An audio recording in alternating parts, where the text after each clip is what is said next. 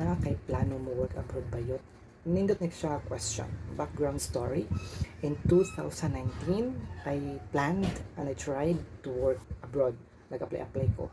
Kaso lang wala man mahatag sa ako ang chance. Wala jud mo na nga nawala ang ko ang eagerness and willingness to work abroad. If given a chance, depende sa trabaho o unsa nga trabaho, maybe 40% I will grab it. Lisod kayo biya ng Pinas guys, oy. Diba mo gano? Gamay kay sweldo. Pero naaman diri gud ang atong happiness.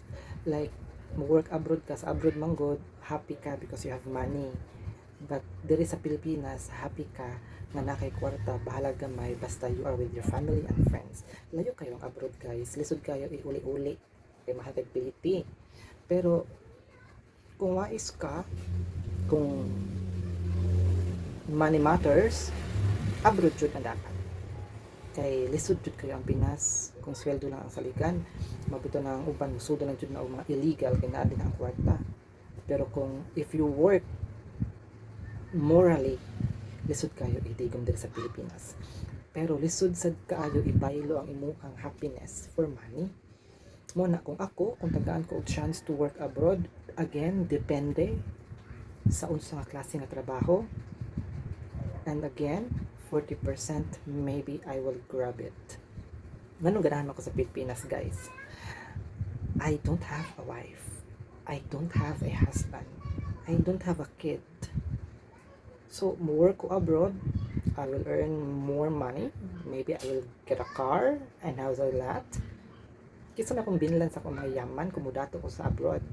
Wala ko'y anak, wala ko'y asawa, wala ko'y bana. Other would say, ibili na lang sa mga pagumangkon. Well, I am not obligated. It's not my duty and responsibility. It's their parents' duty, responsibility, and obligation. Kung sa ila mabilin sila ang mga anak, dili na sa ako. It may sound like stone-hearted, but man naman kung tabang nila good. So, ako na pong kagalingon akong gusto. Gusto ko mo abroad, but again, depende sa kung sa klase ng trabaho. Kaya lisod kayo ng magkadakuba o trabaho sa abroad niya. Wala may mabinlan sa ibang yaman kung mamatay na ka. Diba? Ang kanang mga other OFW nga grabe jud lang pagpaningkamot kay tungod na sila mga anak, na sila pamilya. I salute them because that's for the better and for the future of their family. Pero sa kuang mangong side, moingon sila nga, what if magkasakit ka, wala kay magasto because Pilipinas wala kay savings. Dili na po na inyong problema. Ako wala po na problema. But your friend is speaking, that's not your problem if makasakit ko, if wala kay kwarta diri. That's my problem, not your business. That's it.